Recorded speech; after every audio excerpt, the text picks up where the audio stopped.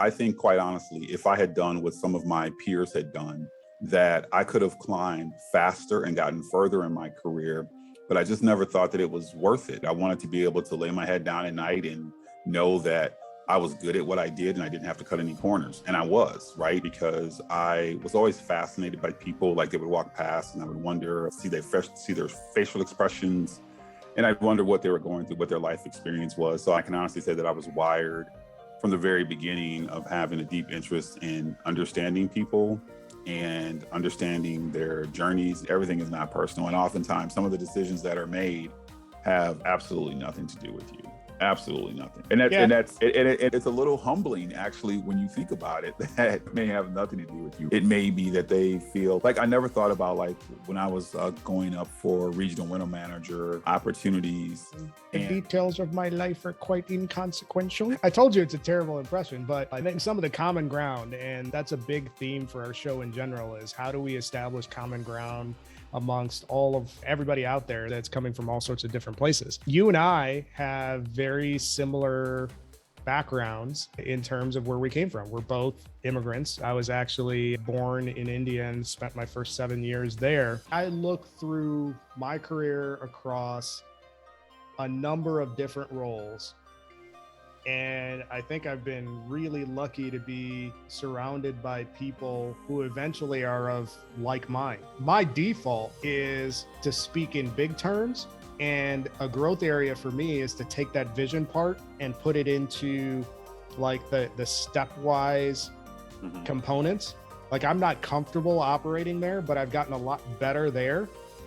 But if you're looking at a default driver, I always talk with people that I hire about what is it that you want and what is it that you can attack with a single-minded purpose and unrelenting fury. Fortunately, my parents ended up getting divorced when I was 4 years old. Even then, my father would check in and ensure that I was learning my ABCs. The emphasis was always on making sure I learned something from day to day. He would ask me, I remember being asked questions about how to spell certain words at 4 years old. And that emphasis was something that really stuck with me. My mother worked as a laboratory technician at the Bronx Lebanon Hospital. So going from Brooklyn to Bronx, we're talking about a nearly 3-hour commute every morning, 5 or 6 a.m., and take a dollar cab to a bus. It all comes with winning the day. First, you learn the role, master the role to the extent that you can. And you have to understand the organizational interactions that come with the role. Instead of being inwardly focused, you have to be outwardly focused. And you have to understand what the consequences are of things that you're turning in.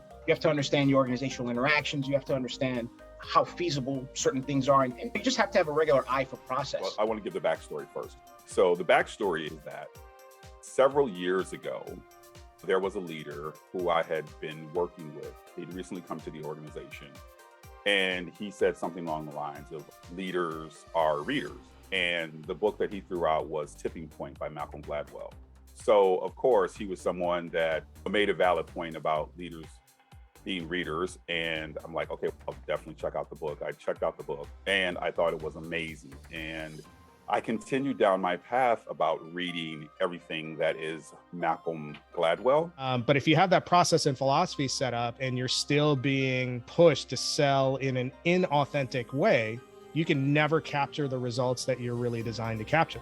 And the reason why I set the stage with all of that stuff is that the book that I'm reviewing is called Sell Without Selling Out by Andy Paul.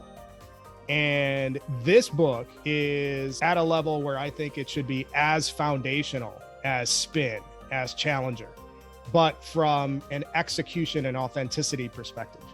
So Spin and Challenger will give you the foundational process stuff. This will actually talk about what your soul as a seller should be. And here's what I mean. Rather than approaching the sales conversation. As far as my background goes, close to 20 years or around 20 years. I never thought I'd ever get to the point in my life where I'd say I did 20 years of anything, but it has happened. But I've been in HR in some permutation of the healthcare space. I was in generic pharma, big pharma, medical devices, managed healthcare. Before that, I was in radio, but eventually wanted to move out of my parents' basement because there's only so long you could stare at a Jim Morrison blacklight for the rest of your life. So went on and found a career where I could monetize a little bit more. Certification-wise, organizational development coach, and a certified master facilitator. I want to also just piggyback off of something Adam had mentioned. Retention and turnover costs could be a whole nother episode, right? Gallup has done studies where most companies have about 26% turnover rate and can cost anywhere between 1/2 to 2/3 salary to replace that person. So a 100-person organization can be anywhere between 700, 1,000 to 2.3 million in turnover costs. So hopefully some of these points that we're talking about here can help with some retention. COVID impacted us surprisingly in a negative way, and a lot of our healthcare clients as well. But everyone knows who I am, what I've got going on, and how I balance my life, because I do it very intentionally, so I speak to it very intentionally. And I think that it gives my team the permission to do that themselves, and it creates this connection, which ultimately leads to trust. This team that I have with me right now is a dynamic that I've never experienced before with the team. The amount of trust that we have, the amount of, I've got your back, you got this thing going on, let me pick some stuff up for you, and we'll power through it together. How can I make this better? I might be the reason why things aren't better. So I have to also evaluate myself as well. There might be some change I need to make in order to move to the next level. And it takes you out of that equation to be personally offended, because your whole purpose is to make the system or organization in which you're working improve their efficiency to create better value for all constituents, everybody. If you care about making an impact, and that's how I'm wired, then why wouldn't you want to be in sales? There's no other place where you can make a bigger impact than helping another organization drive their revenue or control their costs, which could be the thing that separates them from being defunct to being the next unicorn.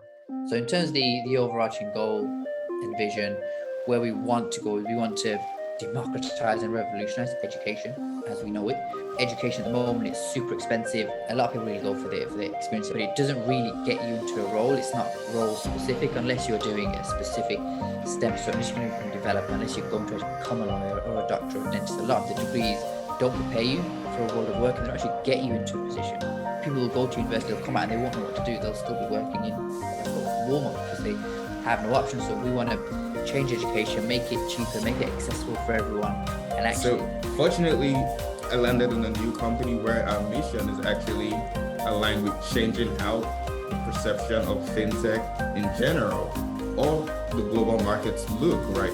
Like making a conscious effort where we have above 80% of our board being females and people of color. So things like that, again, acknowledging that it's at the point in my career where I had the option to make a change that aligned with my mission. And I grew up in a neighborhood that was very international, very cosmopolitan. We were all immigrants, and from different parts of the world, I might add.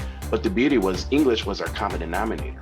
So all the friends that I had from Yugoslavia, the Arab nations, and other parts of the world, we had to speak that sort of broken English to communicate. So it was an immersion that happened on purpose at home, at school, and even with the friends that I had.